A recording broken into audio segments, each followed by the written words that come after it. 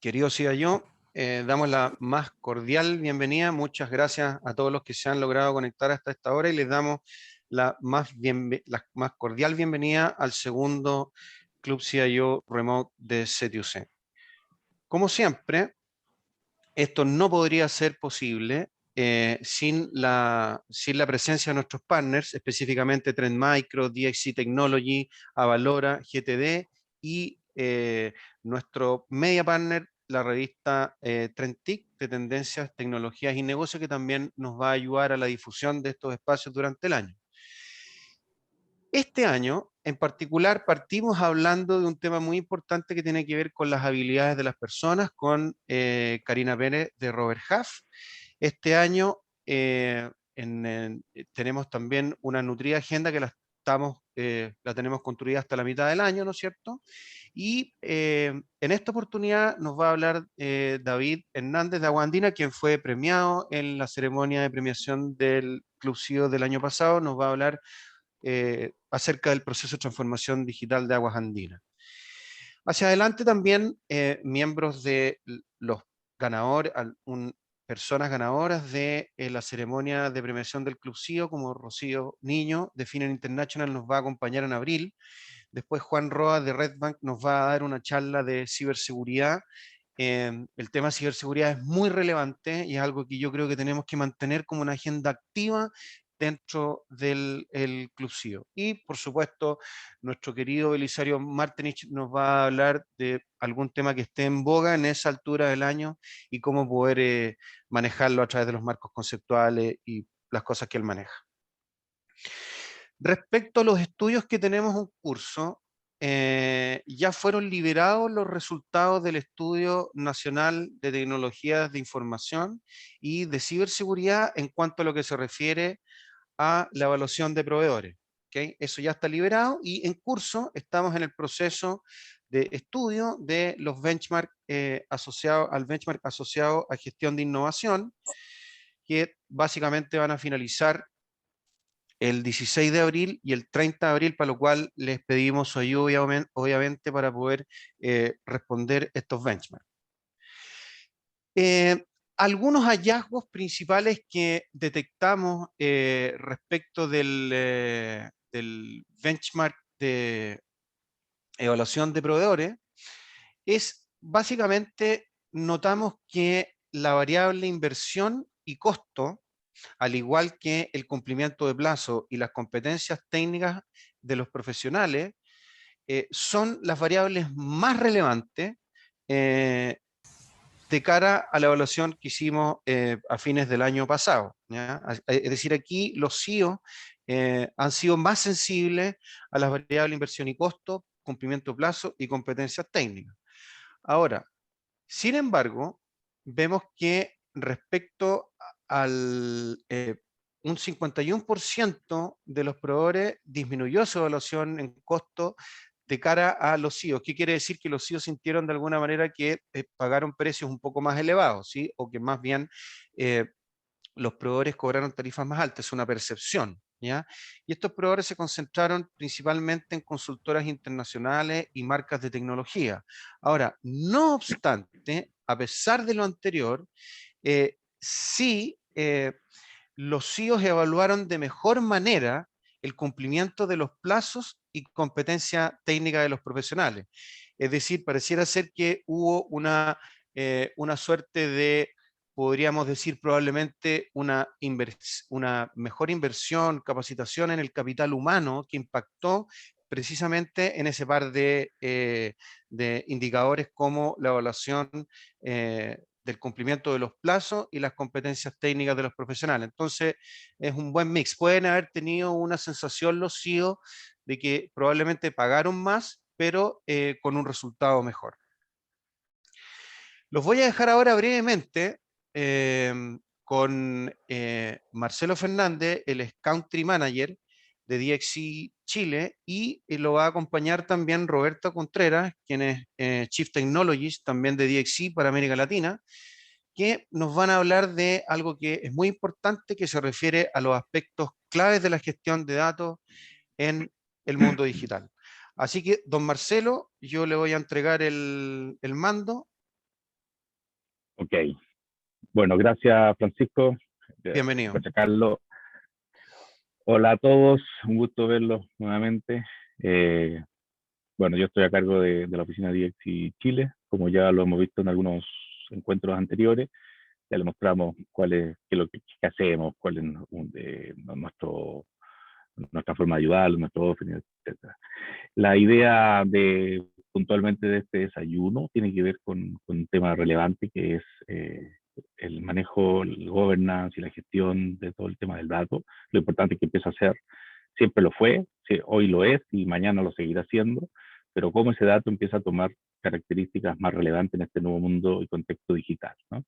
En cómo ya empezamos en todo lo que tenga que ver la inteligencia artificial, cómo la data empieza a ser manejada, estructurada, cuáles son las tendencias, cuáles son los niveles de madurez que cada compañía tiene, en qué segmento se encuentra, etcétera, ¿no? Entonces, nos va a acompañar Roberto, quien es nuestro CTO, un experto en la materia, que les vamos a poder comentar acerca de nuestro approach, recomendaciones, para que puedan tener un input adicional para aquellos que todavía no lo tengan o dependiendo del estatus de madurez donde se encuentre su compañía, ¿no? Así que sin más, le presento a Roberto, dejo a nuestro experto con ustedes y abierto a poder responder dudas o comentarios, interactuar en la medida que sea necesario. Ocupemos el chat para poder hacer las preguntas si es que es necesario y encantado de poder tener reuniones individuales con cada uno de ustedes en la medida que así lo requieran. Así que adelante, Roberto. Muchas gracias, Francisco, nuevamente, y nos quedamos disponibles acá.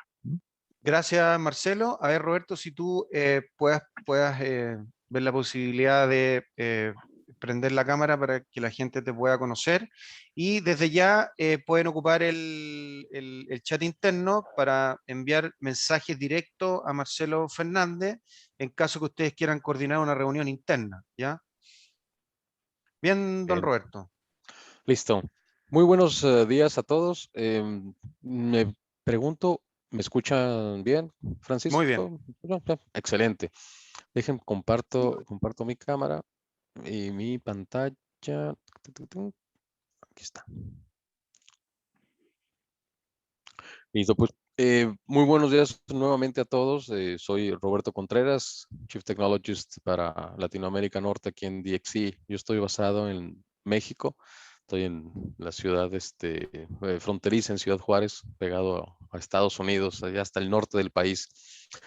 Y pues el día de hoy vamos a platicar sobre esos aspectos clave de la gestión de datos en el mundo digital, cómo funcionan, qué aspectos tenemos que cubrir, metodologías, niveles de madurez. Lo vamos a hacer de una forma breve y como mencionó Marcelo, ¿no? Si existe alguna consulta, no duden, para eso estamos en el chat, platicar, podemos después conversar ampliamente, no hay ningún problema, ¿no? Yo estoy a sus órdenes y nos vamos a comenzar con algunos datos clave o datos interesantes de cómo se está manejando, ¿no? Este mundo de datos está creciendo mucho.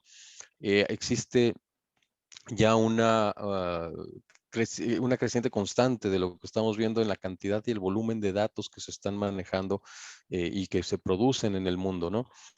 Sin embargo, con esos mismas volumen de datos, obviamente estamos viendo la necesidad y ahora cómo manejo y administro toda esa gran cantidad de datos, ¿no? Se observa que se está viendo una necesidad en ver los datos en tiempo real, se están manejando en nubes, se están enviando hacia diferentes nubes una misma organización, interactúan o comparten información entre empresas, nutren esos datos por diferentes puntos.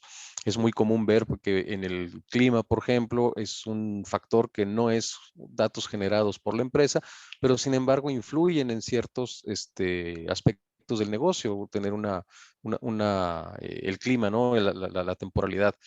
Y eso también entra otro factor importante que es la inteligencia artificial, el machine learning, un tema que creo que está muy ahorita en boga.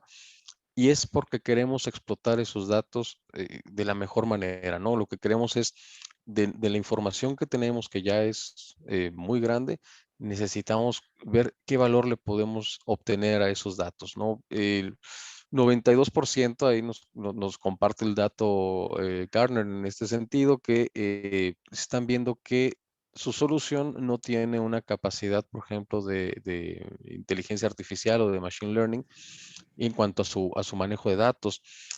Y hay otros por ahí que su manejo de datos o donde está la mayoría de sus datos, el 24% nos indicó que está basado en la nube, ¿no? Entonces vemos que realmente la gente está generando ese volumen y tenemos esa necesidad de administrarlo. Ahora, ¿qué aspectos dentro de lo que es el manejo de información tenemos que observar o tenemos que considerar? Nosotros en DXC, como tenemos una práctica diseñada específica para lo que es el manejo de datos, lo organizamos en tres grandes áreas, ¿no? La primera es cómo vas a organizar tus datos, donde ahí vamos a tener, se busca o se persigue lo que es la eficiencia del negocio. Hay que pasa por diferentes etapas o actividades como el descubrimiento, categorizar y clasificar los datos y la colaboración. También tenemos otro ciclo, que sería este que estamos viendo de este lado, que sería políticas y procesos. Es parte también de las cuestiones que se tienen que ver dentro de un manejo de información. Y finalmente, la tecnología, ¿no? Creo que la tecnología obviamente es un pilar fundamental, pero sin embargo, la organización, observemos cómo organización y políticas tienen un aspecto más relevante en este ámbito. Cuando se busca la eficiencia del negocio, podemos observar aquí diferentes actividades o diferentes puntos importantes que necesitamos, que es administración de documentos, los registros, cómo van a estar, la digitalización de la información y los flujos para poder validar, automatización de procesos, muy importante, y el manejo de datos maestros, ¿no? Tenemos también fuentes de datos de múltiples naturaleza, heterogéneas. Bueno, hay que buscar de qué manera se tiene esa administración maestra de datos. Y cuando vamos pasando a lo que es las políticas y procesos, vemos que también se requiere un manejo de riesgos y cumplimiento, ¿no? Lo que estaríamos aquí en este lado. Y de qué manera vamos a almacenar esos datos, que viene también, se convierte en una necesidad, porque necesitamos también archivarlos, necesitamos administrar el ciclo de vida de los datos. ¿Cómo clasificamos los datos? ¿Qué es privado? ¿Qué es sensible? ¿Cuáles pertenecen o están sujetos a políticas gubernamentales, a leyes? Y también varían en empresas que son o que están internacionales en diferentes países.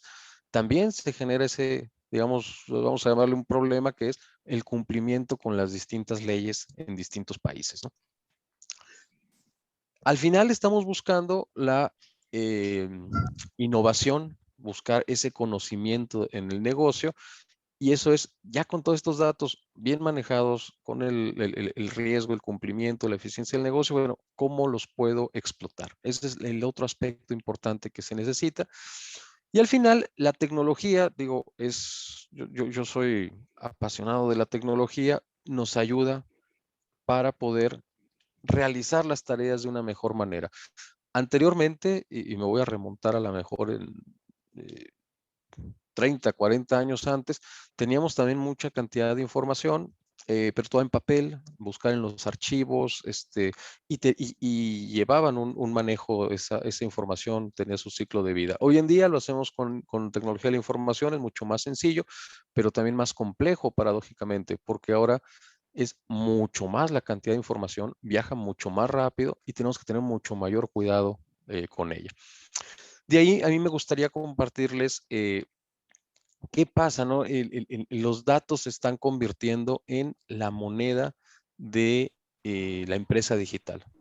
Creo que muchos de los asistentes de aquí, a lo mejor me atrevo a decir, todos estamos en el barco de la digitalización de la empresa, ¿no? El año pasado vimos una necesidad, problema que nos llevaron a digitalizar más cosas, acelerar esa digitalización. Bueno, los datos es lo que yo considero que se convierte en esa nueva moneda para las empresas digitales. Podemos también hacer otra analogía, que es la sangre, ¿no? Que corre por todas las venas de la organización, serían los datos también. Los datos van a llevar un ciclo de cuando se están haciendo en lo que es la parte de su creación. Vamos a tener la creación de los datos. Entonces, importante, ahora sí tenerlo en contexto.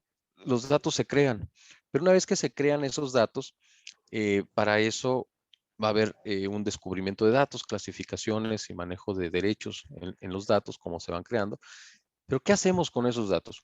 Esos datos van a entrar a almacenarse y entran en un ciclo donde se almacenan, se usan y se comparten. Eso es fundamental porque no es nada más almacenar información por utilizarla, sino cómo usamos esa información.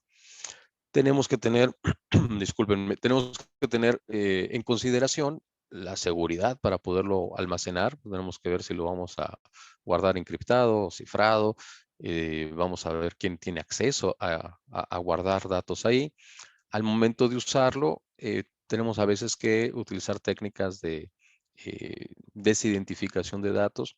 Tenemos que evitar que se pierdan datos, monitoreo de cómo se están utilizando esos datos y poner esa gestión o esa gobernabilidad muy puntual en esos datos.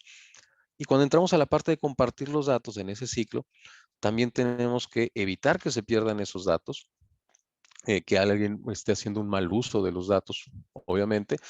Y lo que les mencionaba, ¿no? Las leyes de los países, la soberanía de los datos, también son aspectos que si bien no son tan técnicos en un momento dado, pero son administrativos y tienen que pasar los datos a través de esa gestión. Los datos que van a ir viviendo en ese ciclo, van a estar moviéndose en ese ciclo, finalmente vamos a llegar a dos actividades, que es archivarlos, se tienen que hacer ahí respaldos, se tiene que hacer encripción, cómo guardar esos archivos, y finalmente tenemos que también destruir los datos, ¿no? Entonces, es parte del ciclo que se lleva, pero eso es en la creación de los datos. Una vez que ya tenemos también esa gran cantidad de datos, estamos buscando, oye, ¿cómo lo exploto, no? En lo que le llamamos la minería de los datos. ¿Cómo vamos a utilizar esa información? Y también ahí vemos que es digamos, un ciclo muy similar el que se lleva, porque tenemos que hacer de todos los datos que tenemos, cómo los vamos a explotar. Y esas explotaciones que se hacen también entran en un ciclo que sería el almacenamiento de resultados, el consumo para diferentes vistas para poder tomar decisiones y el intercambiar con otras empresas o con otras entidades esa información. Entonces, podemos observar que es digamos, un tema que podríamos llamar muy ligeramente, son bases de datos que tenemos y tenemos terabytes o petabytes de información. Vemos que en realidad es un tema que requiere demasiadas partes que se están moviendo constantemente desde el punto de vista de administración de los datos. Esos datos los podemos, digamos, ya englobar en las actividades, poner las cuales, ordenarlas en distintos grupos, y podemos decir que siempre se va a requerir la arquitectura, análisis y diseño de los datos. Pareciera algo a veces raro, ¿no? Mencionar, necesito una arquitectura de datos, necesito ver de qué manera voy a hacer mis taxonomías, de qué manera voy a hacer la clasificación de mis datos y sobre todo para determinar cuál es data sensible, cuál es data privada, cuál es data agregada, en fin. Y vienen una serie de temas, ¿no? Ahí adicionales, como podría ser manejo y administración de base de datos, que es yo creo que algo técnico que se tiene que manejar, la calidad de los datos Hay un dicho, creo que todos lo conocemos, entra basura, sale basura. Entonces tenemos que verificar dentro de nuestro ciclo de vida de los datos, dentro de nuestra gestión de los datos, poner los candados y los mecanismos necesarios para poder asegurar la calidad de los datos también, que estén completos, que sean tuplas o registros que estén sin errores, que estén dentro de los rangos que estamos estableciendo, etcétera, ¿no? Y bueno, tenemos por ahí el manejo de data warehouse, inteligencia de negocio, la vista, ¿no? La visualización de esos datos, manejo de registros. Ahorita vamos a tocar un tema más adelante de qué son los metadatos y el manejo de esos metadatos. Yo quisiera hacer aquí ya una pausa en especial en lo que sería la administración de la seguridad. Vale la pena hacer digamos, una pequeña pausa con los datos de la seguridad, porque se requieren diferentes actividades que aquí le pongo un pequeño resumen. Necesitamos la seguridad, la privacidad y el cumplimiento de los datos se tienen que administrar. Desde el descubrimiento de datos, desde que estoy clasificando esos datos, a quién le voy a dar el uso, acceso para transferir y almacenar datos. Muy importante el monitoreo de esos datos. Hoy que estamos conectados, es una jungla allá afuera y lo que se busca, si tenemos ladrones que nos buscan nuestro dinero y tratan de meterse a nuestras cuentas o tratan de hacer algún fraude, estos pillos también, si los datos es la nueva moneda de las empresas, buscan cómo tener acceso a los datos, ¿no? Entonces, tenemos que verificar cómo se están manejando esos datos, quién está usándolo, tanto externo como interno también. La privacidad de los datos es necesaria y obviamente la protección de esos datos, ¿no? Entonces es un tema, creo que también muy importante, que cae dentro de lo que es la gobernabilidad de datos, pero es necesario tomarlo muy en cuenta y sobre todo con mucho detalle. Ahora, ya que tenemos qué es los gobiernos de datos, ya que vemos qué implica tener todos estos mecanismos o todos estos aspectos que tenemos que cubrir, creo que una de las preguntas válidas es, bueno, ¿y cómo lo puedo hacer o cómo puedo avanzar en todo esto que les platico y parecería que es un mundo?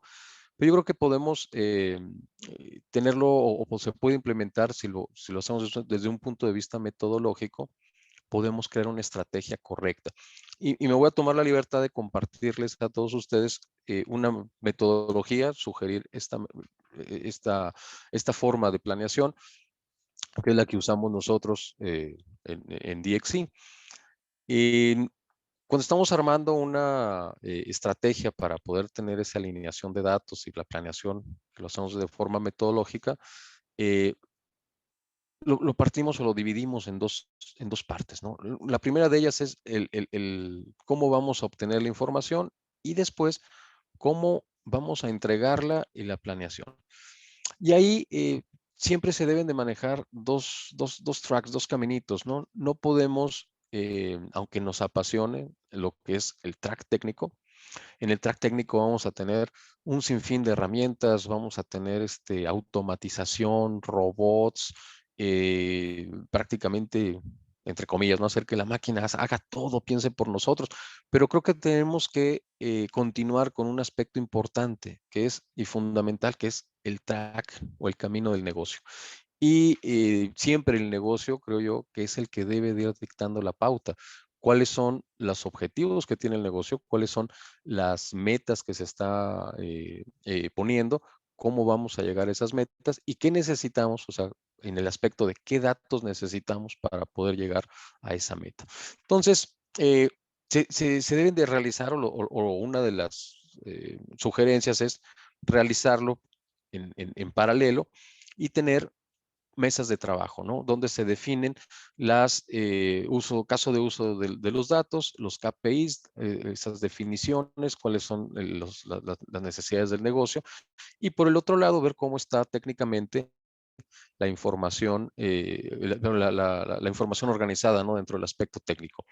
Esto nos va a llevar, desde el punto de vista de negocio, a conocer cuáles son los procesos de información que tenemos en la organización, y ahí es donde estamos ya empezando a fusionar esos dos grandes caminos, ¿no? Lo técnico y lo de negocio, y se hace una estrategia de Big Data. Al final, las empresas van a caer en un tema de Big Data, y es cómo vamos a organizar esa gran cantidad de información.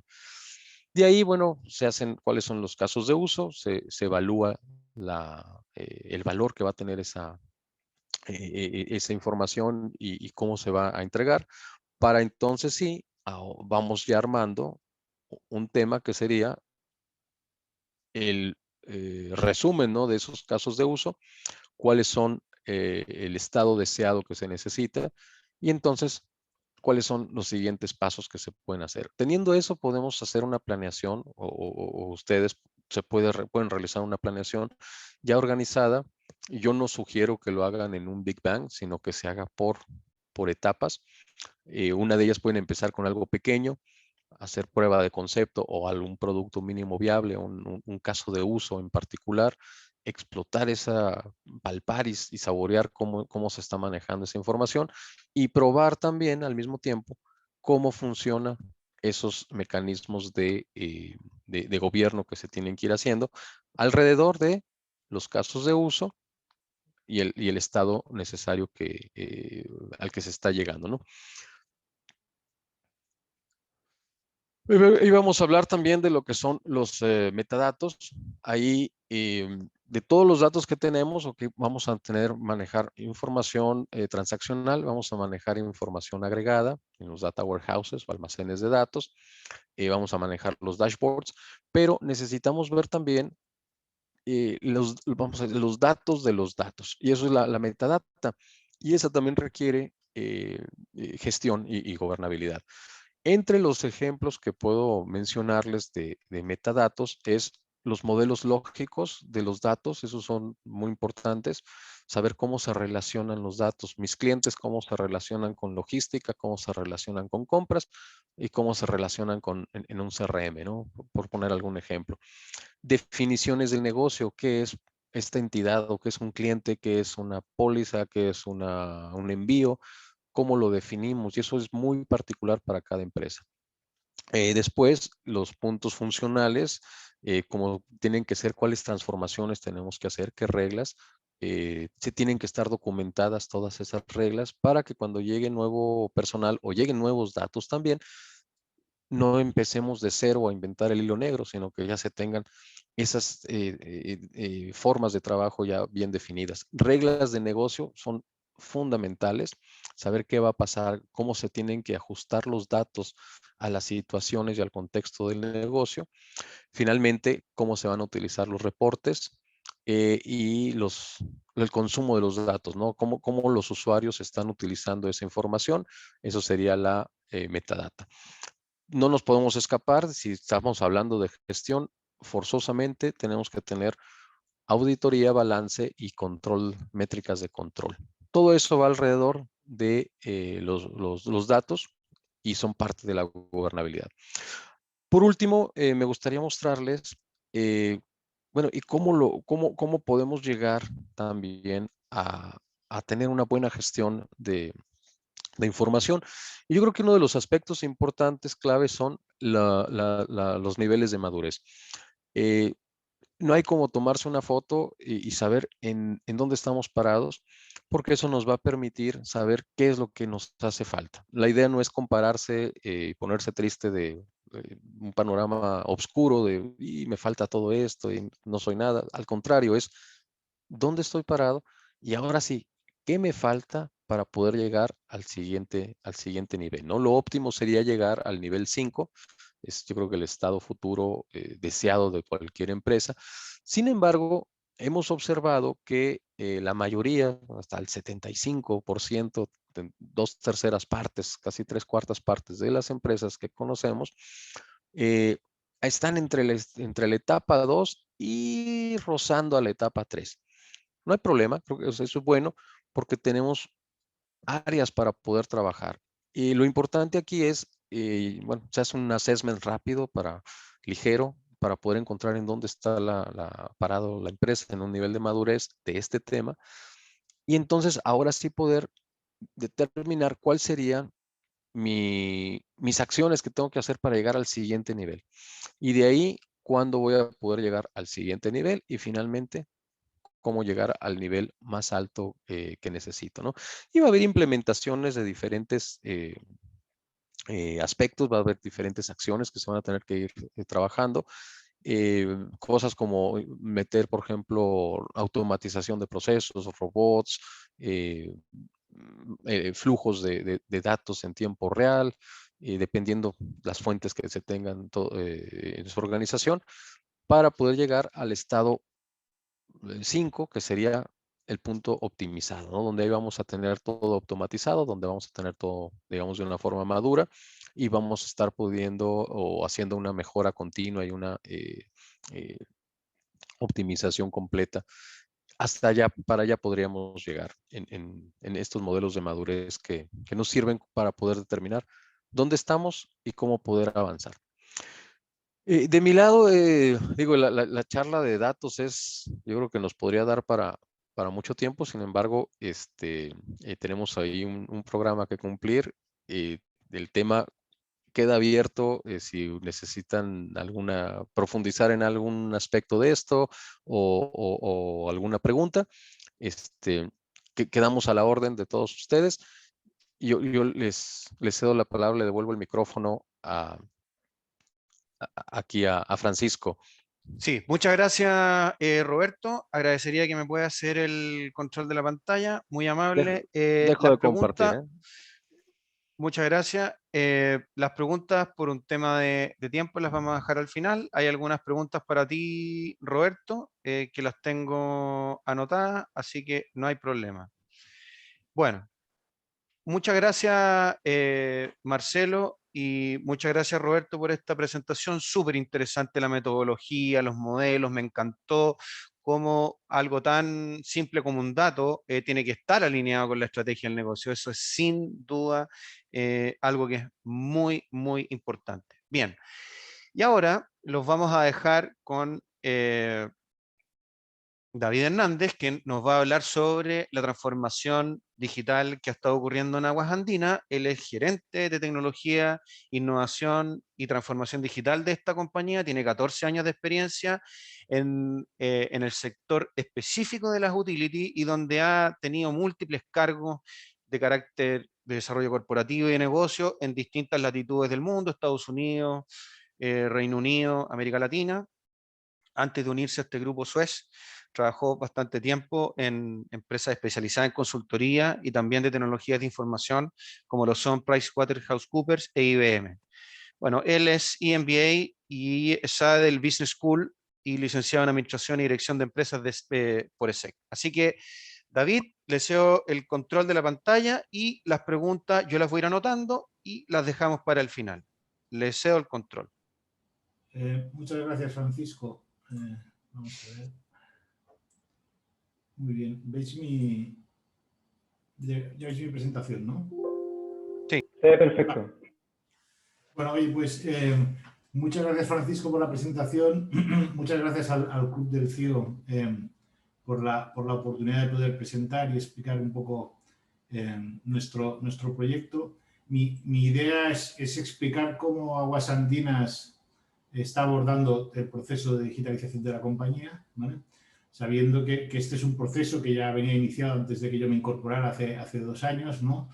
Y por tanto, básicamente, yo me he dedicado a ordenar un poco este proceso con el espíritu o la voluntad de que estas iniciativas escalaran. Sobre todo, mi gran preocupación era que todo lo que estuviéramos haciendo finalmente acabara implementado en la compañía y, por tanto, que acabara produciendo los resultados que se esperaban de ella, ¿no?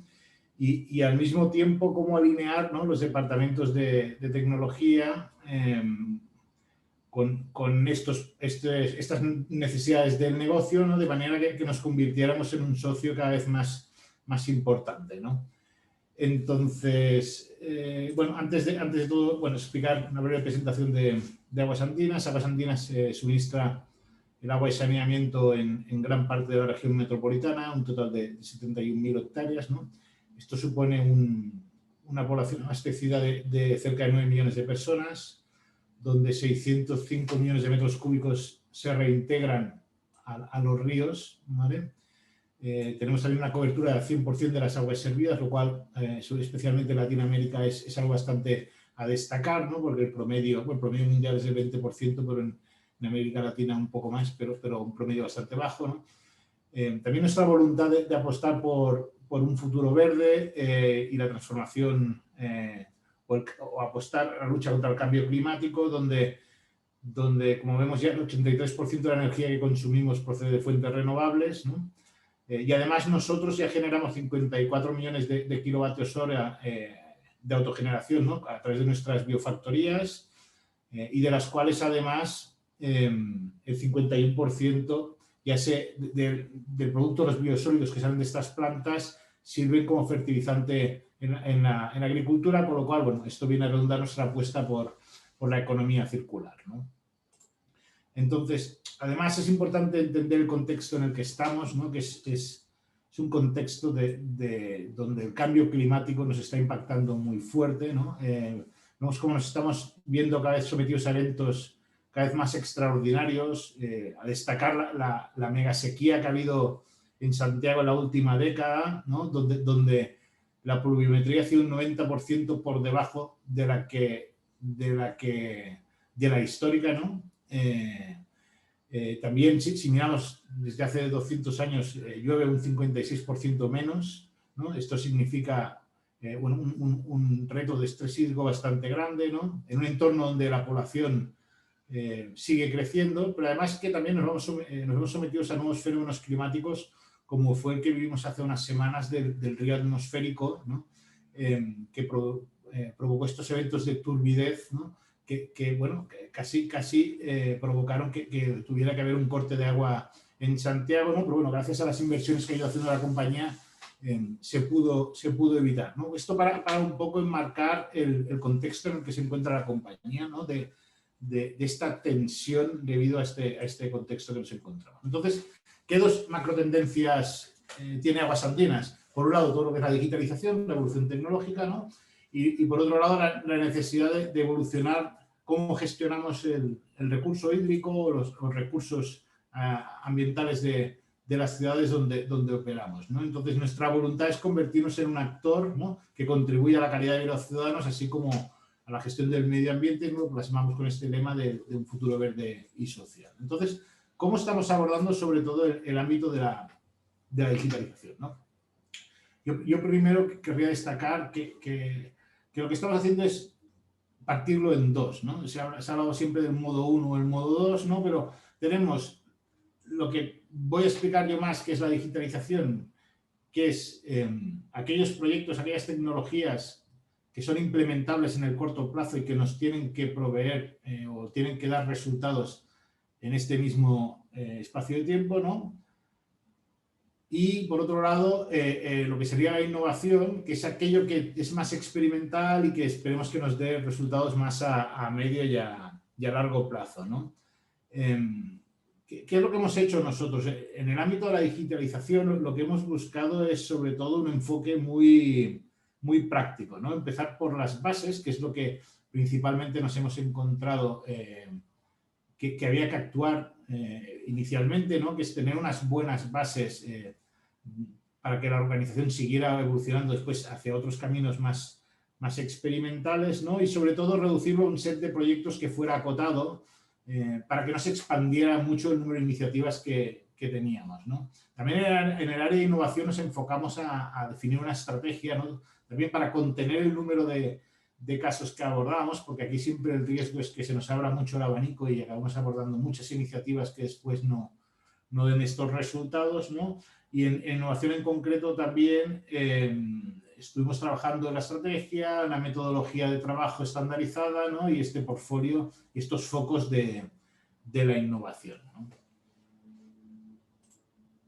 Cuando hablamos de optimización digital de una utility, a mí me gusta, bueno, primero de todo yo quiero hablar de optimización digital. Lo que estamos haciendo en Aguas Andinas no es transformación digital puramente porque porque no estamos explorando, o el foco no es explorar nuevos modelos de negocio, sino que lo que buscamos es cómo el modelo de negocio actual, ¿no? Opera de una manera más óptima, ¿no? y mejor para los ciudadanos, ¿no? Por tanto, el concepto que estamos abordando es el de optimización digital, ¿no? Entonces, yo cuando hablo de optimización digital me gusta agruparlo en 3 grandes bloques, ¿no? La cultura, los casos de uso y la tecnología, ¿no? ¿Por qué es importante atacar primero la cultura? Bueno, ¿o a qué me refiero por cultura? Yo creo que lo primero de la cultura es la cultura de la priorización económica de los proyectos de digitalización, ¿no? Y sobre todo el hecho de formular bien qué es lo que esperamos de estos proyectos, ¿no? Todos tienen que tener como un dolor de partida y esto tiene que ser algo que comparta la organización y no nos lancemos a hacer el proyecto sin que tengamos una formulación conjunta, ¿no? La siguiente son los modelos de trabajo, ¿no? Se ha visto históricamente que la entrega en Waterfall o los modelos de trabajo que se utilizaban hasta ahora, en muchos casos no llegaban a entregar el valor generado y además el tiempo en que lo entregaban era muy largo, ¿no? Por tanto, implementar estos nuevos modelos de trabajo en la organización para nosotros también ha sido un aspecto fundamental, ¿no? Por otro lado, los casos de uso, que ahora entraré más en detalle, es exactamente en qué ámbitos vamos a impactar. Y por último, seleccionar qué tecnologías, ¿no? queremos usar para soportar estos casos de uso, ¿no? Y cómo preparamos al área de tecnología para dar soporte a este escalado. Evidentemente, aquí lo que tenemos que seleccionar es aquellas que están más maduras y por tanto, ya tenemos que abordar, de aquellas que son más experimentales y que por lo tanto, lo que tenemos que hacer es como un piloto, no una prueba para ver si realmente son capaces de dar estos resultados que esperamos, ¿no? Entonces, en concreto, en cuanto a los casos de uso de una utility, a mí me gustaría hacer como un resumen general basándome en literatura que se ha generado en el sector, ¿no? Como la IWA, ¿no? O consultoras como Bluefield, ¿no? Que si lo clasificamos como por la cadena de valor, podríamos hablar de, si empezamos en los recursos hídricos, ¿no? Es decir, oye, en las fuentes y la producción, tenemos todo un conjunto de casos para garantizar la integridad de estos elementos, ¿no? Estas cuencas, los pozos, los acuíferos, ¿no? Esto de lo que se trata es de sensorizar, ¿no? De tener esta información bien almacenada y con esta información empezar a hacer optimización y predicción, ¿no? Esto también se daría en los casos de uso en el área de tratamiento y distribución, ¿no? Que es, oye, pues tener sensores para tener un control del tiempo real de la energía, para tener un control en tiempo real de la presión de la red, ¿no? Y cómo vamos a tener esta información para ir evolucionando en tiempo real, ¿no? Cuando ya has pasado este estadio, digamos, de tener la información, ya vas a la gestión estratégica, que es que empiezas a hacer mantenimiento predictivo, ¿no? Oye, ya tengo datos en tiempo real, puedo establecer patrones de lo que pasó en el pasado y, por tanto, empezar a anticiparme a eventos futuros y con esto también ya ir haciendo una planificación inteligente de las inversiones, ¿no? Otro de los aspectos de los casos de uso de la utility es todo lo que es la fuerza de trabajo. Es cómo dotamos a las operaciones en terreno de cada vez más herramientas, ¿no? Bien sea herramientas para gestionar con un teléfono la propia operación, bien cómo les dotamos de realidad aumentada o cómo se usan los drones, ¿no? para hacer inspección de activos, ¿no? Otro de los grandes casos de uso es todo lo que es el cliente, ¿no? El Digital Customer Engagement que llamo yo aquí, que es la experiencia del cliente, los canales para interactuar con el cliente y cómo vamos extendiendo de las páginas web a otros medios como son los chatbots y WhatsApp, ¿no? De manera que logremos impactar en la experiencia que tienen los usuarios, ¿no? Todo el mundo de la gestión del ingreso de la telelectura, que sería como el siguiente nivel, ¿no? Cuando desplegamos telelectura tenemos medición en tiempo real de los consumos, esto nos ayuda a la operación, pero también el cliente puede tener el consumo en tiempo real y ahí podemos generar avisos de cuando puede haber un indicio de una fuga o de una facturación muy alta o cualquier otra aplicación de estas, ¿vale? Más evolucionado ya serían los Digital Twins, que es cuando empezamos a tener representaciones, ¿no? en 3D, bien sea utilizando BIM o GIS y que debe ser activo en tiempo real, ¿no? Por otro lado está el ámbito de la resiliencia de la operación, es cómo la tecnología nos ayuda a prepararnos para eventos catastróficos, ¿no? Como inundaciones, turbiedad, terremotos, ¿no? Y por otro lado yo destacaría todo lo que es la digitalización en los procesos de soporte, bien sea en el ámbito de recursos humanos para el empleado, bien sea robotizando procesos de poco valor, o bien sea en la explotación de los datos de la compañía, ¿no? Entonces, ¿cómo hemos abordado esto en concreto en Aguas Andinas, ¿no? Bueno, yo lo que quiero decir es que primero, para mí, porque al final esto de cómo se aborda, yo creo que cada empresa al final se ve en una situación absolutamente distinta y al final hay muchos marcos metodológicos, pero el CIO al final tiene que ver cómo aplica esto y cómo convierte en implementación práctica, ¿no? Esto de la digitalización. Yo quiero decir que para mí el primer aspecto fundamental fue el apoyo de la dirección, ¿no? Que hubiera una voluntad de la compañía en hacer esta digitalización, destacar sobre todo al director financiero, que para mí este ha sido un aspecto muy importante, ¿no? Que era un convencido de que la digitalización era el camino de evolución de la compañía, ¿no? Y por tanto esto fue lo principal, ¿no? Pues sin esto, digamos, no tendríamos el paraguas para lanzar todos estos proyectos, ¿no? Para esto se creó un comité de digitalización que era el que estaba gobernando estas iniciativas y daba apoyo político a este proceso, ¿no? Entonces, primero destacar que lo que buscamos fue un enfoque muy práctico, lo que buscamos fue identificar aquellas iniciativas que ya sabía la organización que se necesitaba, ¿no? Y sobre todo acotarlas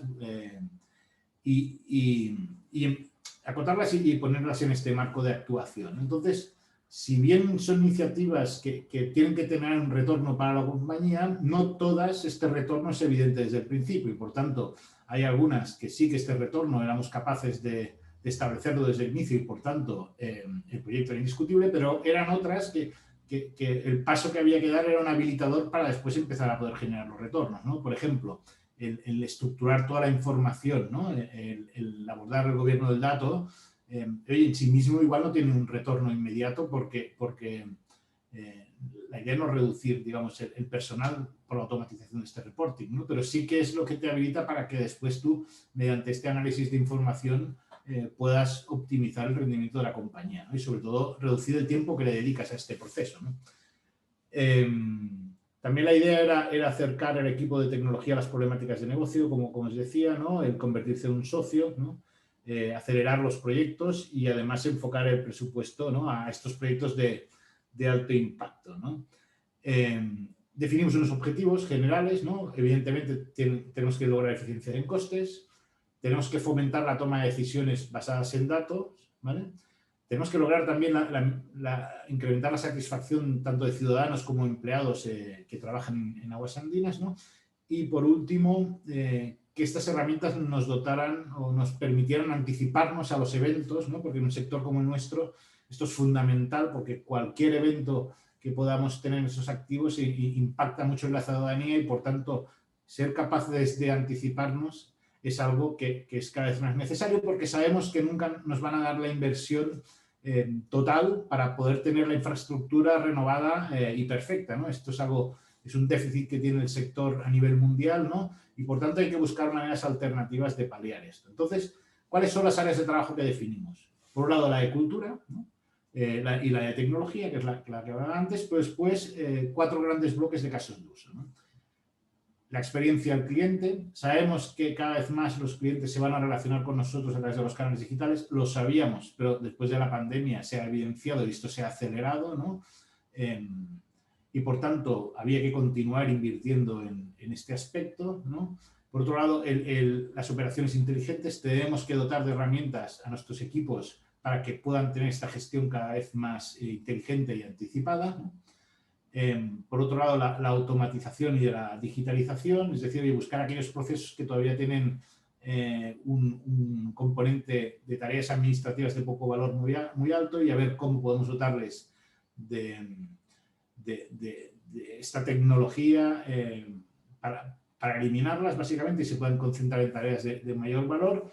Y por último, el gobierno del dato, la gestión del dato, ¿vale? Nosotros nos vemos sometidos a a unas necesidades de información muy altas por nuestro regulador, la información es necesaria para la toma de decisiones y la información no estaba estructurada de manera que la explotación fuera sencilla y rápida. Por tanto, este es como el marco general que definimos, ¿no?, para poder ir siguiendo las distintas iniciativas, ¿no? Ahora lo que me gustaría presentar es un poco algunos ejemplos, ¿no?, de lo que hemos ido haciendo, ¿no? Bueno, en el ámbito de la cultura, por ejemplo, bueno, yo utilizaba esta transparencia para explicar internamente cuál es el principal problema de la digitalización. El principal problema de la digitalización es la cultura, la resistencia al cambio, ¿no? Gartner lo representa con este iceberg, dice, oye, todo el mundo habla, ¿no?, de las tecnologías, pero el verdadero problema lo tenemos debajo, que es la manera en que abordamos los proyectos de tecnología o la manera en que trabaja la compañía, ¿no? Sobre todo romper esta mentalidad de silos, ¿no? Oye, yo hago lo de mi departamento y el otro de su departamento, pero no hay una conexión entre ellos, ¿no? El hecho de que TI no esté en la necesidad desde el inicio, sino que muchas veces llegue la necesidad ya formulada, ¿no?, casi en forma de doctorado, y es ahora constrúyelo, ¿no? Y la respuesta de TI es un proyecto de 3 años, ¿no?, y 3.000 millones, y esto es una dinámica que hay que cambiar, ¿no? Los equipos deben ser, como decía, cada vez más transversales, ¿no? Y estos proyectos de TI también tienen que entregar cada vez más rápido, ¿no? No podemos ir con estos tiempos. Por tanto, impactar en la cultura era fundamental. ¿Cómo lo hicimos nosotros? Nosotros creamos una oficina ágil. Una oficina ágil acompañados o sea, nos trajimos el expertise de fuera, ¿vale?, experto en metodologías de trabajo ágiles, ¿no?, que nos servía para darle el marco a cómo cambiar la manera en que se estaban formulando los proyectos, ¿no? Para esto, la idea es que esta oficina ágil fomentara el uso de estas nuevas metodologías, ¿no?, sobre todo el Design Thinking, Lean Startup y el Agile, ¿no? ¿Qué es lo que hicimos aquí en concreto, ¿no? Bueno, pues, oye, el crear esta oficina ágil, cuando empezaba un nuevo proyecto, lo que hacíamos era juntaba a todas las personas en un foro, ¿no?, y empezaba a hacer una reflexión sobre, vale, oye, tú tienes muy claro todo lo que necesitas, vamos a romperlo, vamos a ver cuáles son tus objetivos, cuáles son los stakeholders donde quieres impactar, ¿no? Vamos a ver cuál es la solución para impactar en este stakeholder, ¿no? Y de ahí vamos a definir esta solución y cómo vamos a ir llegando a esto, ¿no? Lo importante aquí es que estaba todo el equipo reunido en una sala, ¿no? Desde el responsable de operaciones, el de tecnología, hasta los equipos en terreno, por ejemplo, en un proyecto que hicimos en este ámbito, ¿no? Y lo importante aquí es que el resultado final era un resultado común para todas las partes y que todo el mundo se sentía como suyo, ¿no? Claro, con esto ya troceado, digamos, y compartido desde el inicio, lo que hacemos es entregar estos proyectos, digamos, incrementalmente y por iteraciones, ¿no? Manteniendo este equipo de trabajo que tiene contacto constante con el resultado todo el tiempo. La verdad es que lo que buscamos aquí es tomar 2 o 3 ejemplos, no lanzar como un proceso masivo, sino buscar 2 o 3 ejemplos que sirvieran para convencer a la organización, ¿vale? Y el resultado ha sido buenísimo. Yo creo que estos proyectos se han desplegado muy rápido, proyectos que a los 4 meses ya habían entregado un producto mínimo que ya se estaba operando en productivo, y además esto incrementalmente, ¿no?, en un proceso de un año, hoy con una tasa de fallos y una adherencia por parte de los usuarios altísima, ¿no? Si bien proyectos, la metodología entera hemos hecho un par, lo que sí que hemos instaurado es el uso de la oficina ágil en el proceso inicial de formulación, ¿no? Porque todo el mundo ha visto que tener a todas las partes involucradas en una misma área y trabajando sobre lo mismo generaba una satisfacción mucho mayor y por tanto facilitaba mucho más el implementar estos proyectos, ¿no? Por tanto, esta es un área a destacar en la que hemos trabajado, ¿no? Evidentemente esto no lo puedes hacer sin un equipo detrás, ¿no? Lo que hicimos es también dotar al equipo de tecnología de la parte de la izquierda, digamos, de estas competencias de transformación, ¿no? O sea, extender las competencias tecnológicas por gente que fuera capaz de entrar antes en la necesidad, ¿no? El área de innovación, como os decía, para experimentar, la oficina digital, que es la que gobierna estos procesos, pero también un departamento de mejora continua que es capaz de entrar y mapear los procesos y de ahí empezar a detectar, digamos, las problemáticas y ordenar la petición, y todo el área de gobierno del dato. Y evidentemente la parte de la derecha es la ejecución tradicional TI, ¿no? Estos equipos más tradicionales que eran los que la tenían, ¿no? Entonces, a destacar también todo el equipo fundamental para poder implementar esta estrategia, todos convencidos de que este era el camino, ¿no? Y esto también fue algo muy importante para que pudiéramos seguir con éxito, ¿no? En cuanto a ejemplos concretos ya de proyectos, ¿no? Pues en la parte de experiencia del cliente, si bien ya teníamos una oficina virtual, ¿no? Decidimos que queríamos incrementar el uso de esta oficina. Esto, evidentemente, previo a la pandemia, ¿no? Entonces, ahí lo que empezamos es hacer un análisis del viaje del cliente, ¿no? Donde definíamos, queríamos entender quién es nuestra cliente, ¿no? Definíamos arquetipos de clientes, entendíamos la necesidad de cada arquetipo, porque cada uno tenía necesidades distintas, ¿no? Y después dibujamos el viaje que cada uno de estos ciudadanos tenía con la compañía y los distintos puntos de contacto, ¿no? Este es un ejercicio que se hizo, se definió, y ahora, bueno, ya licitamos, digamos, la construcción y ahora empezaremos a implementar esto, ¿no? Otro de los temas que abordamos es que además este acceso a estos canales fuera cada vez más sencillo, ¿no? Utilizando pues, herramientas como el WhatsApp. Teníamos un pequeño chatbot, ¿no? Entonces la idea era emplear el WhatsApp, que estuviera conectado con el chatbot y de esta manera el ciudadano fuera capaz de autorresolverse las dudas o las peticiones, ¿no? Por estos canales, que al final es una eficiencia para todos, ¿no? Menos desplazamientos, el cliente resuelve sus problemáticas de manera mucho más inmediata y de manera mucho más transparente, ¿no? Bueno, esto era la idea pre-pandemia. Claro, llegó la pandemia y bueno, claro, los canales digitales explotaron, ¿no? Se cerraron todas nuestras oficinas comerciales y el 100%, por ejemplo, de los pagos se estaban haciendo por canales digitales, con lo cual esto se convirtió en una de las áreas más importantes de la compañía, ¿no? Esto vino, pero se ha quedado en gran parte, ¿no? Por ejemplo, ya el 50% de nuestros contactos se resuelven por medios digitales, ¿no? En términos de volumen, para que entendáis, pasamos de unas 4 millones de visitas al mes a unos 8 millones de visitas. Entonces, en ese tiempo también estuvimos trabajando en la resiliencia de que pudiera aguantar, ¿no? Pero esto reforzó un poco el camino que ya llevábamos de seguir apostando por estos canales digitales. Otra de las áreas más importantes es, como os decía, el tener herramientas cada vez más inteligentes para gestionar las redes, ¿no? Entonces, en el ámbito de las redes inteligentes, dotar de sensores de presión y bueno, la sectorización con sistemas de gestión avanzada de estas redes, ¿no? Ahí se han conseguido recuperar 14 millones de metros cúbicos de agua, lo cual equivale a una población de unos 300.000 habitantes. Estamos aplicando lo mismo en pozos. Aquí se hizo un piloto, el agua subterránea es cada vez más importante, ¿no? Y mediante la instalación de sensores, bueno, una asistencia específica en hidrogeología, pero con la instalación de sensores y herramientas que después nos permiten mantener los niveles óptimos de funcionamiento, ¿no? En hacer control de estos parámetros en tiempo real. Pues aquí también estimamos un incremento o un potencial de mejora de 45 millones de metros cúbicos de agua, ¿no? Otra iniciativa fue, como decía, tener una herramienta de operaciones en terreno única para la compañía. Este fue uno de los proyectos que implementamos con metodología ágil, ¿vale? Y el éxito ha sido muy grande. La adherencia de todo el mundo del arranque, todo el mundo se sentía, como decía, el producto como suyo, pero esto nos permite tener mapeados todas las órdenes de trabajo que se están ejecutando en tiempo real. El operario tiene toda la información disponible en su teléfono. Hasta ahora muchas veces teníamos que circular planos arriba y abajo para que tuvieran la información. Ahora ya la tienen de manera automática, pero es que además con estos datos ahora, por ejemplo, este proyecto es, como os decía, es basal, ¿no? Es de los fundamentos. Ahora se puede empezar a analizar la información de qué operaciones hacemos, cuánto tiempo tardamos, cuán eficiente es el operario o cuánto tiempo tiene que perder en desplazamientos, ¿no?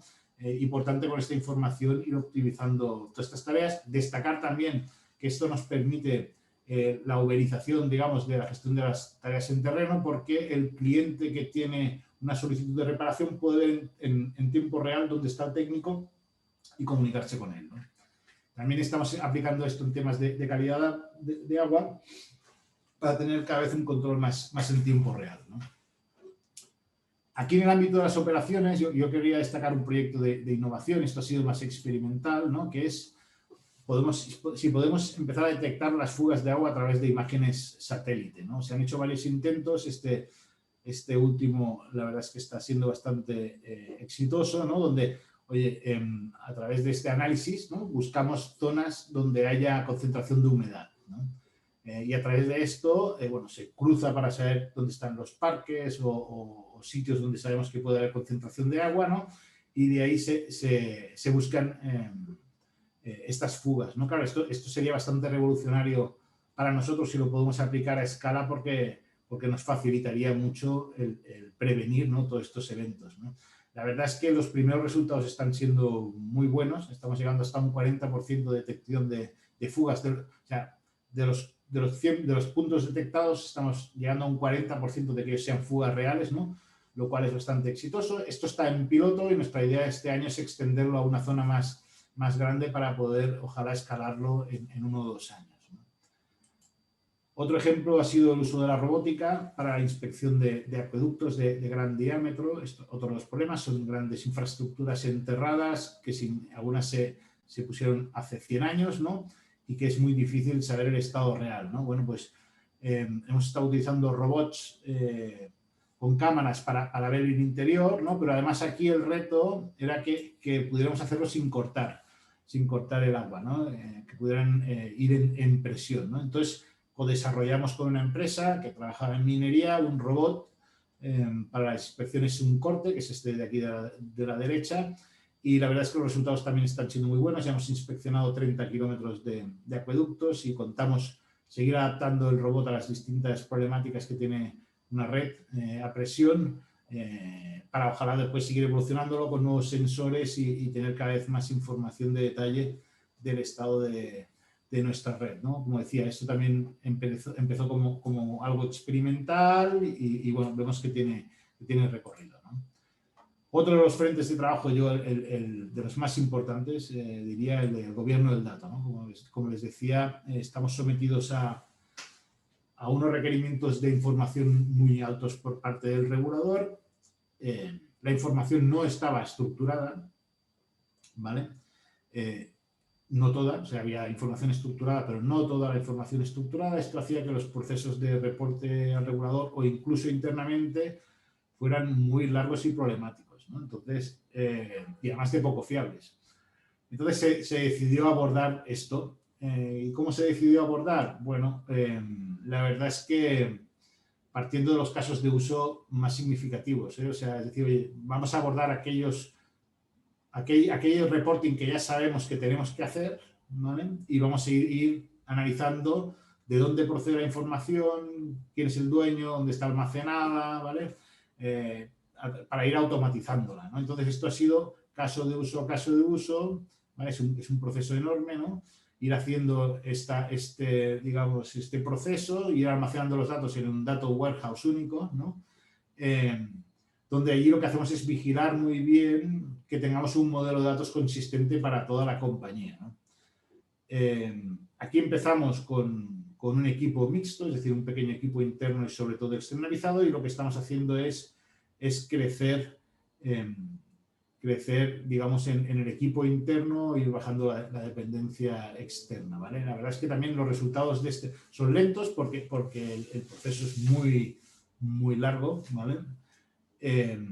Pero realmente las áreas que ya están explorando estos datos, el nivel de satisfacción es muy elevado porque pasan de tener una información que necesitaban 3 personas para elaborarla y hacerlo 3 veces al día, tenerla en tiempo real, ¿no? Y poder hacer estos reportes en cualquier minuto, ¿no? Esto además ya nos abre la puerta para ir evolucionando en este ámbito, ¿no? Entonces, bueno, este ha sido un proyecto muy costoso porque hemos empezado desde la base, que es organizando la información, pero creemos que es donde se está generando más valor, ¿no? Bueno, por poner un ejemplo, teníamos analizado el 25% del reporting que hacíamos al regulador y para hacer este 25% intervenían 120 personas, ¿no? Claro, ahora estamos hablando de que el equipo se ha reducido a unas 7 y además con un 84% automatizado, ¿no? Entonces, claro, el impacto de esto es brutal, ¿no? También nos hemos permitido desde el área de innovación algún piloto en temas más avanzados, ¿no? Como sería intentar predecir fallos en las válvulas reguladoras. Las válvulas reguladoras son unos elementos que están en la red, que son los que regulan la presión, ¿no? Y un fallo en un elemento de estos, pues es lo que provoca a veces estos geysers que se ven en la calle, ¿no? Esta rotura de tubería o cortar el suministro. Entonces, lo que estuvimos es buscando patrones que nos permitieran anticiparnos. Bueno, se ha detectado un patrón, esto también es un piloto, como os decía, se ha detectado un patrón que nos permite anticiparnos unos 4 días, ¿no? Ahora lo que vamos a hacer es intentar ponerlo ya para el máximo de elementos posibles y en paralelo seguir buscando otros patrones, ¿no? Pero esto todavía no está integrado a la operativa, sino que bueno, hay una esperanza de que a través de esto podamos anticiparnos a algunos problemas, ¿no? Otro de los ámbitos ha sido la digitalización de procesos y automatización. En el ámbito de la robotización estamos implementando algunos RPAs. Aquí lo que hicimos fue, bueno, se hicieron algunos experimentos hace 2 años, ¿no?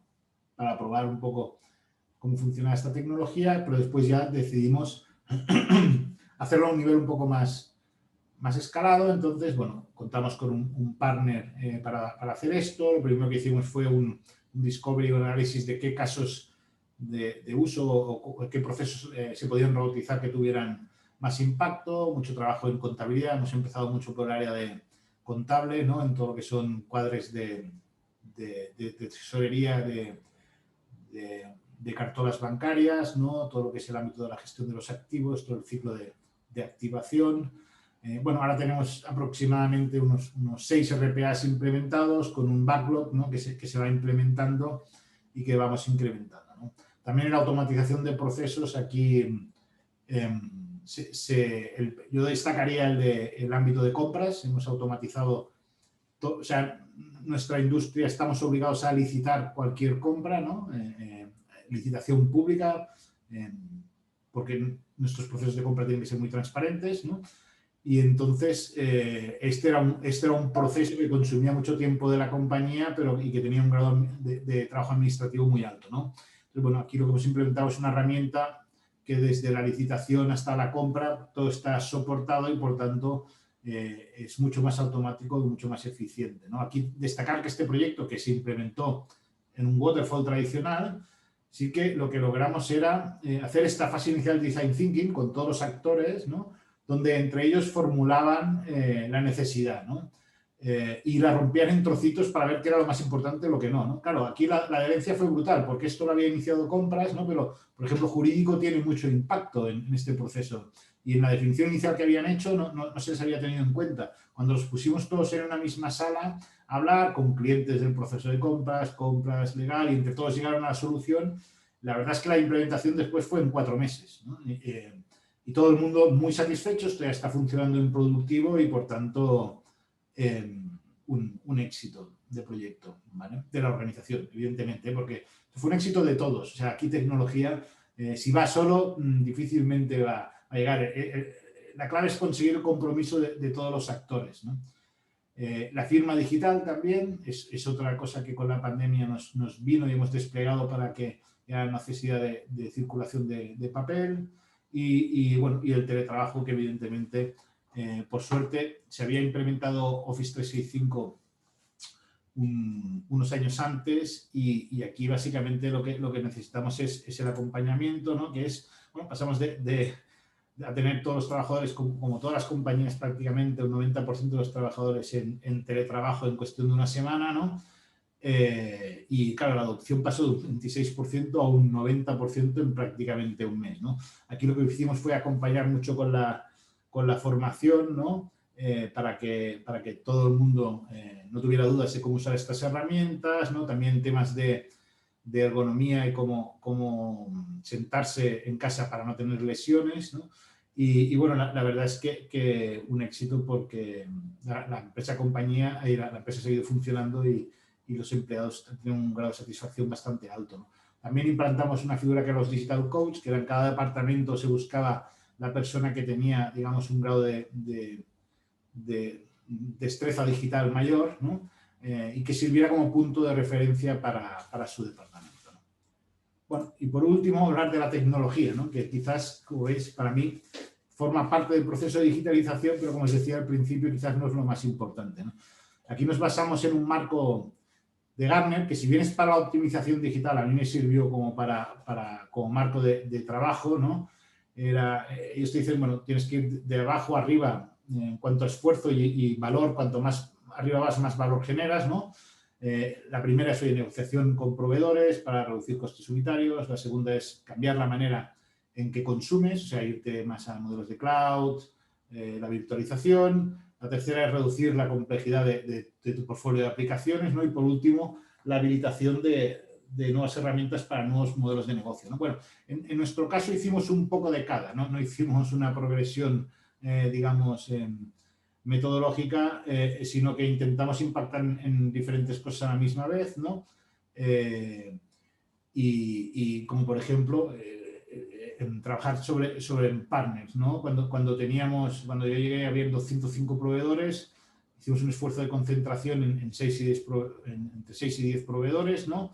Hemos trabajado mucho en la consolidación de aplicaciones y por último también la migración a un entorno de ellas de gran parte de la infraestructura para tener un pago por uso, ¿no? Por otro lado también aparecieron los nuevos roles en TI, ¿no? El BRM, el Business Relationship Management, o el responsable de servicio, que era un punto único de contacto para cada dirección, ¿no? Para que pudiera canalizar sus necesidades que no estaban, digamos, en los proyectos estratégicos, ¿no? Y otras figuras como el Product Owner o el Proxy Product Owner. Si bien el Product Owner está en el negocio, en TI queremos tener como un Proxy Product Owner, que es el que sabe de tecnología y entiende de negocio y por tanto se convierte como el traductor de las necesidades de negocio en cómo la tecnología puede ayudar, ¿vale? Y bueno, y en estos temas hemos estado trabajando, ¿no? Bueno, y por último, lo que queríamos era medir realmente si esto tenía impacto en la organización, esto con la ayuda de CETIUC, de Lesuti y, bueno, y de Matías, que cada año nos han estado ayudando a hacer esta encuesta, ¿vale? Claro, aquí logramos ver cómo esto ha acabado en un incremento de satisfacción. No me doy todo el mérito, ni mucho menos, porque esto ya formaba parte de una tendencia, digamos, ¿no? Que se había logrado desde, como vemos, desde el 2015 y el 2017, pero sí que poner en marcha todos estas cosas que os he ido contando, ¿no? Ha seguido permitiendo que la satisfacción que tienen los empleados con la TI sea cada vez mayor, ¿no? Hasta llegar a este 46,5% de satisfacción, ¿no? Neta respecto a un 29,9% que teníamos un año antes, ¿no? Y por tanto, esto lo que nos avala de que todas estas acciones que hemos puesto en marcha, pues efectivamente la organización las recibe como positivas y en buena línea. Y bueno, con esto termino mi exposición. Espero que haya sido interesante para todos ustedes. Bien, muchas gracias, David. Vamos a pasar inmediatamente a la ronda de preguntas y hay algunas preguntas para los amigos de DXC, ¿ya? Peter Roberts preguntó, ¿cómo se correlaciona todo esto, lo que tú presentaste, Roberto, cómo se correlaciona todo esto con aplicaciones del tipo BI, Business Intelligence y o Big Data? Roberto Contreras tiene la palabra. Brevemente, por favor. Sí, bueno, las aplicaciones, y muchas gracias por la pregunta, Peter. Las aplicaciones de BI deben de seguir, ¿no? La gestión de datos, puesto que al final son las que producen esa visualización y explotación de datos. Entonces, se debe de gestionar quién tiene acceso a producir estas visualizaciones y acceder a los datos, qué tipo de datos, cómo evitar la identificación del sujeto y procurar la privacidad de las personas. Luego hay que ver quién va a utilizar estas visualizaciones, cómo se van a compartir estos dashboards y aquí auditorio, y cómo evitar fugas de información clave, porque estos pueden dañar a la empresa o nos pueden quitar la ventaja competitiva que tengamos, ¿no? Y de forma similar, Big Data debe sujetarse también a una gestión y gobernabilidad. Esta con mayor detalle, puesto que vamos a tener datos heterogéneos, son de distinta forma, vamos a tener datos estructurados, semiestructurados, no estructurados, como ejemplo, imágenes, audios, video que pueden estar presentes y esos pues también deben de estar sujetos a esta gestión y gobernabilidad de datos. Ok, Roberto. Quédate pues, porque te voy a hacer un par de preguntas después, pero vamos a pasar a preguntarle a David. Gonzalo Romero le pregunta si se enfocaron con personal interno en el gobierno del dato por la confidencialidad de la información o por algún otro punto. No, mira, una de las cosas que creo que es muy importante es que el equipo de tecnología evolucione, ¿no? Yo creo que el negocio de la tecnología es cada vez más complicado, entonces pretender que cada empresa sea experto en tecnología es yo creo, utópico, ¿no? La gestión de un data center es cada vez más complejo, entonces no tiene sentido tener, para mí, tener competencias en este ámbito o al menos intentar invertir en competencias en este ámbito. Por tanto, ahí lo que aplica es tener un buen partner y subcontratar, ¿no? Pero sí que en cambio creo que el TI tiene que dotarse cada vez más de los perfiles más necesarios y estratégicos de cara al futuro, ¿no? Entonces, una de las áreas donde yo creo que teníamos que apostar fuerte era la área analítica y gobierno del dato, ¿no? Entonces, pero lo que hicimos fue gradual, ¿eh? Empezamos con una persona de gobierno del dato, ¿no? Y todo el resto de equipo subcontratado. Ahora ya son 4 y bueno, hemos incrementado la subcontratación porque tenemos muchos más proyectos, pero mi idea sería que este equipo fuera creciendo y tuviera equipo propio, pero por un tema de que para mí esta es un área estratégica de cara al futuro, ¿vale? Porque si bien ahora estamos mapeando los flujos de datos, pues tendremos que ir complementándolo en el futuro con científicos de datos que nos permitan encontrar otros patrones de información que ahora mismo ni imaginamos. Muchas gracias, David. Peter Roberts le pregunta a Roberto Contreras, le interesa saber cómo manejar o gestionar lo que se denomina sesgo de datos. Sí, ahí digo, entendiendo que sesgo de datos es desde el punto de vista estadístico, por ejemplo, en DXC lo que tenemos son científicos de datos que nos ayudan a esa creación de modelos dentro de la generación de información. Podemos aplicar un modelo muy común que es el KDD en inglés, que es para generación de conocimiento. Ahí ellos generan los data pipelines, transforman, completan información, pero de manera que esa transformación y complemento de la información sea correcta. Complementar los datos nos va a llevar distintos casos, varía de caso en caso de naturaleza de la información. Se pueden utilizar técnicas que utilizan estos chicos como, por ejemplo, complementar por medio de moda de los datos o regresión multivariable, o inclusive se puede ignorar el dato, ¿no? Es lo que yo menos recomiendo, pero está en una posibilidad. Otra cuestión es verifican el ruido que puede presentar la información. Pueden ser anomalías, un comportamiento aleatorio. Y en esos casos ellos utilizan, por ejemplo, técnicas como clustering o binding, de tal manera que de forma científica o de forma metodológica te eliminan o suavizan el ruido que puede haber de los datos. Y de esa manera pueden presentarlos la evidencia, ¿no? de lo que nos está revelando los datos, sustentada en esa metodología, ¿no?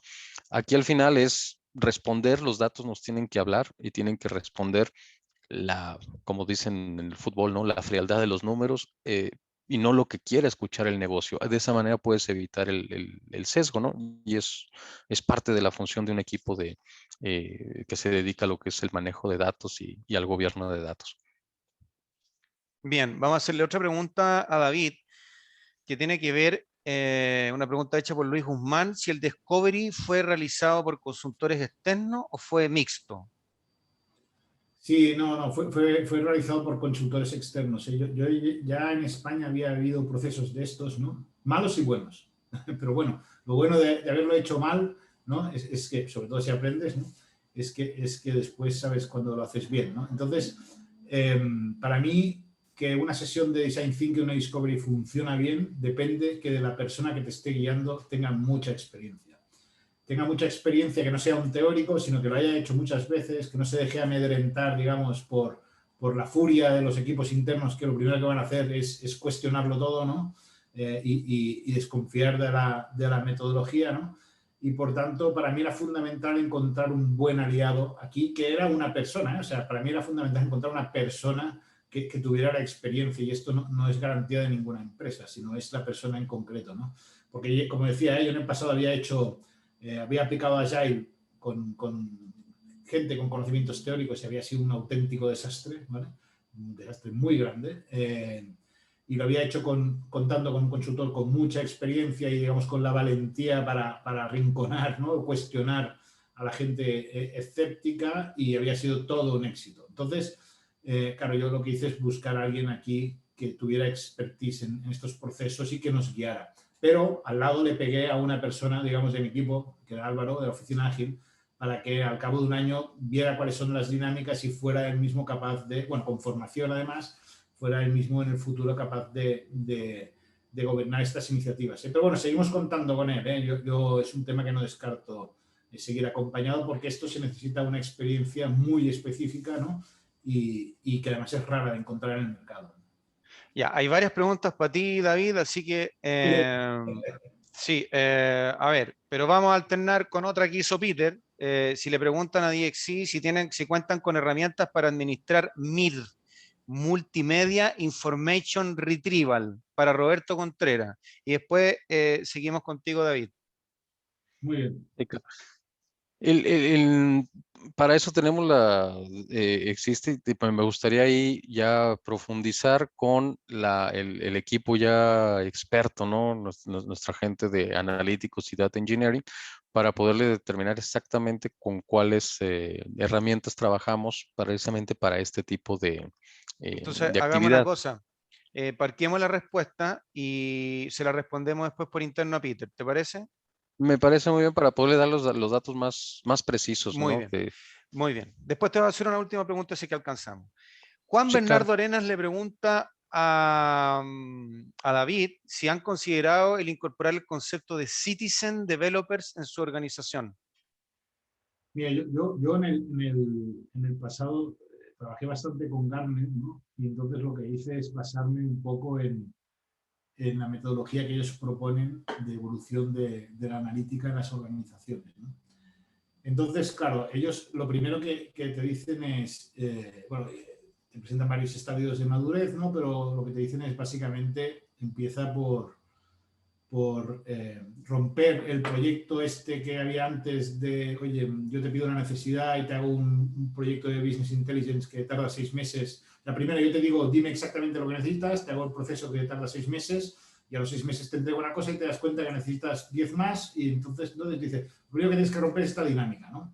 Y esto es con el self-service. Ellos te dicen, oye, implementa el self-service para que tú lo que haces es dotar al repositorio de información y que cada uno pueda explotar la información, ¿no? Entonces, te dice, el siguiente paso es que tú empieces a tener científicos de datos. Ya del Data Warehouse evolucionas al Data Lake, ¿no?